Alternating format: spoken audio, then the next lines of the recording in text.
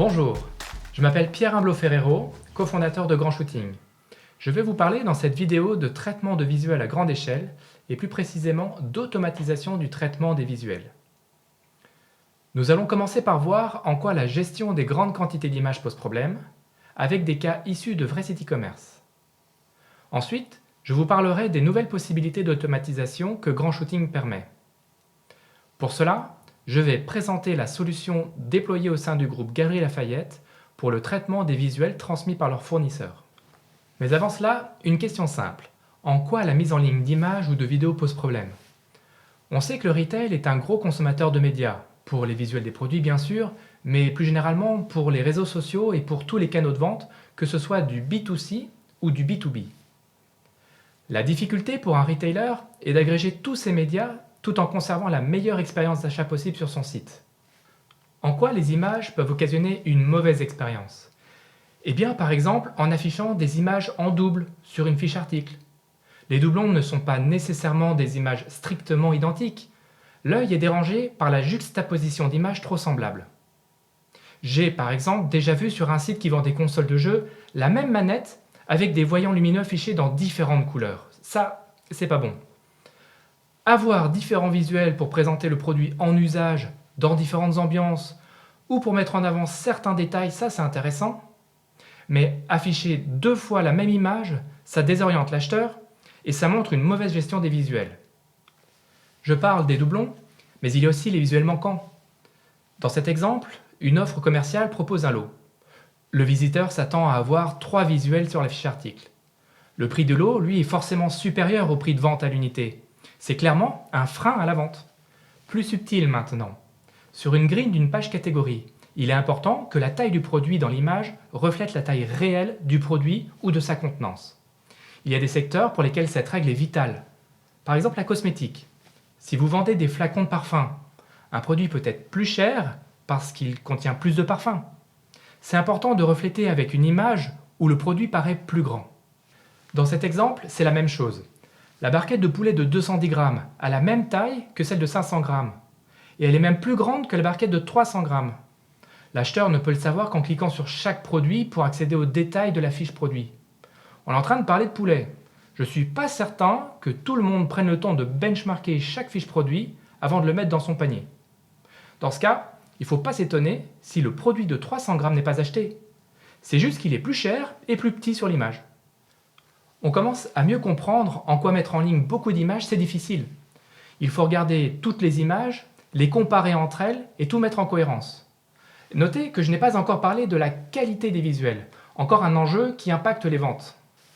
Si je reviens sur l'exemple précédent, lorsque je navigue dans les familles de produits, il est clair que la qualité des visuels est variable, en particulier à cause du fond qui n'est pas homogène. Ce n'est qu'un exemple, nous rencontrons souvent des visuels de résolution trop faibles ou les produits dont l'orientation et l'alignement dans l'image n'est pas maîtrisé. Dans le cas le plus connu, c'est celui des chaussures. Amusez-vous à aller sur la page catégorie chaussures d'un grand retailer, par exemple Zalando. Vous verrez les chaussures bien alignées sur la grille. Maintenant, si vous allez sur la page 50 ou 100 de la catégorie, là, vous verrez que les produits dansent parce qu'ils ne sont plus alignés. Certains sont sur fond blanc, d'autres sur fond gris, et on perd très clairement en homogénéité. Ça veut dire une chose. Ça veut dire que les marques qui poussent sur Zalando des visuels qui ne respectent pas leur charte apparaissent loin dans les résultats des recherches. Ça veut dire moins de trafic et donc moins de ventes. Il est là le point. Les retailers doivent proposer une bonne expérience produit parce que l'expérience proposée sur leur site impacte directement leurs ventes. Donc quand vous avez un lot de plusieurs centaines ou plusieurs milliers de visuels à mettre en ligne, il faut détecter ceux qui manquent, ceux qui sont en doublon, ceux pour lesquels la taille du produit, la position ou l'orientation posent problème. Et ensuite, il faut pouvoir retraiter ces visuels qui posent problème et les mettre en ligne le plus vite possible pour ne pas rater de vente, idéalement en moins de 24 heures. Autant dire que seule une automatisation du process permet d'atteindre de bons résultats tout en tenant ces délais. C'est la raison d'être de Grand Shooting. Pour vous expliquer comment déployer la technologie, je vous propose maintenant de prendre un exemple concret avec la solution actuellement en production au sein du groupe Galeries Lafayette pour le traitement des visuels transmis par leurs fournisseurs. Le point de départ, c'est une charte détaillée avec les médias attendus pour chaque sous-famille de produits. Concrètement, cette charte prend la forme d'un document qui détaille les médias attendus avec le type d'image, nature morte, mannequin, ambiance, packaging, la taille et la position du produit au sein de l'image, la couleur de fond, le profil colorimétrique, le nommage du fichier et le poids maximal. Dans cet exemple, sans rentrer dans les détails techniques, nous avons une sous-famille de produits pour laquelle il est demandé des visuels avec mannequin, visibles de face, en plan américain, et des natures mortes pour présenter le produit de face, de dos, en détail, plus un visuel en composition. Certaines images sont dessinées à la page catégorie avec le visuel principal et le visuel en rollover. D'autres images vont sur la fiche produit. À chaque fois, des gabarits définissent les règles de positionnement au sein de l'image. Et dans cet exemple, les gabarits sont stricts parce qu'ils tiennent compte de la taille du produit. Il y a des sacs de tailles diverses. Mais les gabarits peuvent être beaucoup plus libres, en particulier si le retailer souhaite conserver un certain dynamisme dans la présentation des produits. Il faut savoir que cette charte est vouée à évoluer. Si le site e-commerce bouge, il est normal de faire évoluer la charte pour intégrer de nouvelles contraintes, qu'elles soient techniques ou artistiques. Ensuite, il y a la partie technique. Comment va s'intégrer Grand Shooting au sein de votre système d'information? Alors sachez que nous commercialisons 2 licences. Soit votre compte Grand Shooting est hébergé sur une plateforme mutualisée, soit vous disposez d'une infrastructure qui vous est dédiée, et là vous aurez plus de possibilités. Vous pourrez en particulier faire appel à un intégrateur tiers pour développer des interfaces sur mesure selon vos besoins. En standard, donc disponible également en hébergement mutualisé, nous proposons un ensemble de connecteurs prêts à l'emploi pour interconnecter Grand Shooting avec votre PIM, votre DAM et certaines plateformes B2B. Par ailleurs, vous avez à votre disposition notre API et plus précisément nos 2 API. Une API pour gérer le flux de médias et une seconde pour analyser et traiter les médias. Donc vous avez le choix entre 2 licences. Ensuite, il existe 2 manières d'intégrer Grand Shooting à votre système d'information. Premièrement, soit en amont de votre PIM et de votre DAM, et deuxièmement, soit directement à votre PIM. Prenons le premier cas. Grand Shooting sera branché en amont de votre PIM lorsque les visuels ne sont pas tous rattachés à des produits dans votre catalogue. Cela arrive souvent dans le secteur de la mode, parce qu'au moment où les produits sont photographiés, ils ne sont pas encore forcément achetés, et donc ils n'existent pas toujours dans le PIM. Pour les enseignes de distribution, il faut aussi parfois gérer les visuels transmis par les fournisseurs lorsqu'ils ne sont pas acheminés par des plateformes type Alchemix ou CNET. Donc dans ces cas de figure, les visuels sont d'abord chargés sur la plateforme, traités par Grand Shooting, et dans un second temps, un connecteur diffusera les médias finaux dans un PIM, un DAM ou directement dans une plateforme e-commerce. Ça, c'est la première façon d'intégrer notre plateforme. Le second schéma possible, c'est intégrer directement au PIM. Dans cette architecture, Grand Shooting peut être vu comme un add-on du PIM pour lui ajouter de nouvelles capacités pour l'analyse et le traitement des médias du catalogue. Revenons au cas du groupe Galeries Lafayette. La DSI a développé un connecteur qui consomme l'API Grand Shooting pour pousser les informations catalogue en provenance de leur PIM et les médias à traiter en provenance de leurs fournisseurs. Nous sommes donc dans le cas d'un branchement direct sur le PIM. Et les données catalogue permettent de faire le lien avec la charte définie par sous-famille de produits. Concrètement, le connecteur pousse en continu des lots de 500 à 1000 images. Dès qu'une image arrive sur la plateforme, elle est immédiatement passée au crible pour analyser son contenu.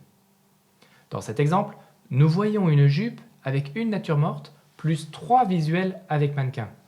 L'IA génère des métadonnées qui qualifient la manière dont sont présentés les produits dans chaque image. Packshot correspond à une nature morte, modèle correspond à un visuel avec mannequin. L'IA va assez loin et détermine si le produit est visible en entier dans l'image, c'est le tag full. Et pour cet autre produit, on voit que l'IA a vu qu'il s'agit d'un close-up. Et si on revient sur cette 4e image, l'IA a détecté une chemise blanche qui peut poser problème de contraste avec le fond blanc et ce qui explique le tag WhiteBG.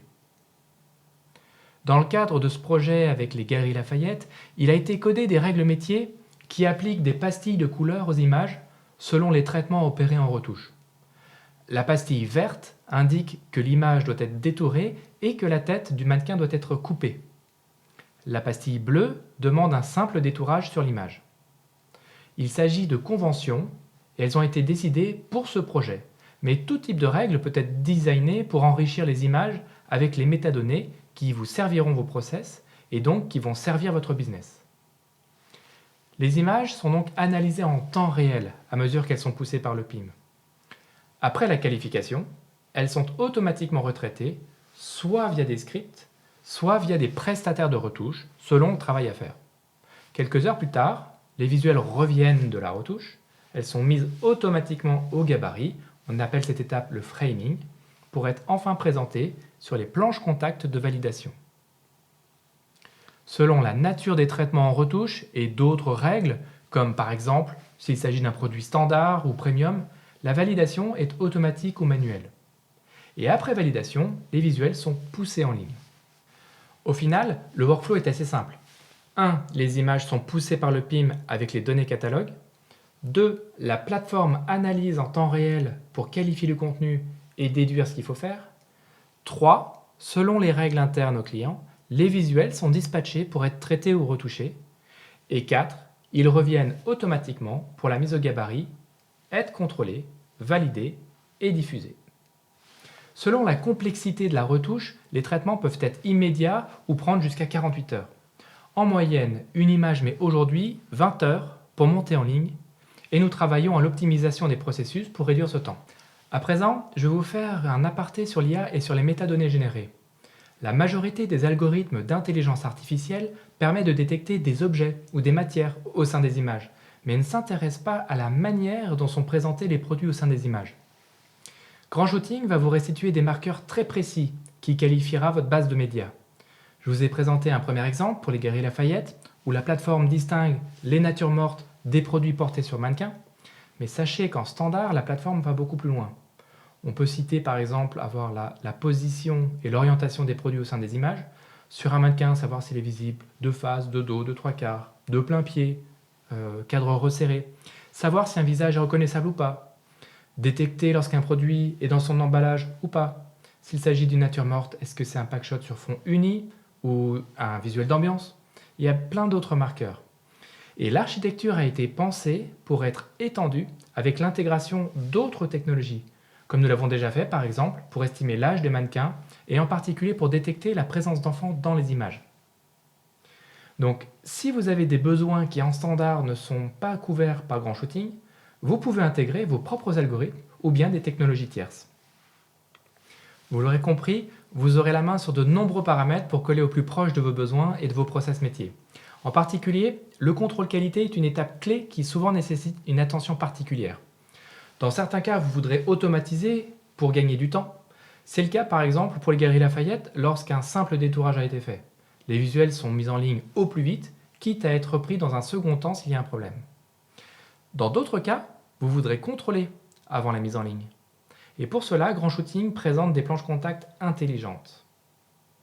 Vous pourrez voir soit uniquement les images, soit les images avec la charte pour vérifier les alignements. Vous pourrez aussi revoir les autres médias associés au produit parce qu'ils ne sont pas forcément tous livrés en même temps et par exemple ça vous permet de vérifier que les chromis sont bien alignés. En cas de doute, vous pouvez revenir en arrière dans le workflow et contrôler les images d'origine pour relancer les traitements. Un dernier point que je voulais aborder avec vous dans cette vidéo, c'est le monitoring. C'est un point central sur notre plateforme car nous voulions vous fournir toute la data pour vous permettre d'analyser ce qui va et ce qui ne va pas à chaque étape de vos workflows. On pourrait faire une vidéo uniquement à ce sujet tellement l'information restituée est riche et tellement les cas d'usage sont nombreux. Mais retenez que si vous n'avez pas une data exhaustive, il est impossible d'améliorer l'efficacité de l'organisation en place. Vous avez un problème de time to market, vous voulez réduire les délais de mise en ligne des médias, c'est difficile d'optimiser les processus si vous n'avez pas toute la donnée qui vous dit où vous perdez du temps. Donc, Grand Shooting restitue toute l'information pour suivre en temps réel ce qui se passe. Dans le cadre du déploiement pour les Galeries Lafayette, nous avons mis en place des tableaux de bord qui vérifient le respect des SLA. Selon la nature des traitements, les SLA ne sont pas les mêmes, par exemple un simple détourage ou une retouche complexe. Donc, en temps réel, nous monitorons les quantités d'images en cours de traitement sur la plateforme, les délais d'exécution des traitements en retouche, les images qui deviennent urgentes parce que les SLA vont bientôt passer, et les images en retard. Cela donne une vue d'ensemble sur le pipe et les alertes sont déclenchées lorsque les délais s'allongent dangereusement. Voilà, j'ai été heureux de vous présenter la plateforme avec ce cas client. J'en profite pour remercier les équipes data et la DSI du groupe Galeries Lafayette pour leur confiance bien sûr. Je sais que nous avons encore beaucoup de défis à relever ensemble et nous aurons plaisir à les relever. Vous vous posez certainement encore beaucoup de questions à propos de grand shooting. Par exemple, à quel point l'IA est fiable, comment nous la contrôlons, quid de la sécurité des images que vous nous confiez. Alors surtout, n'hésitez pas à poser toutes vos questions à l'adresse qui s'affiche en bas. Et pour ma part, je vous dis à bientôt pour de nouvelles vidéos.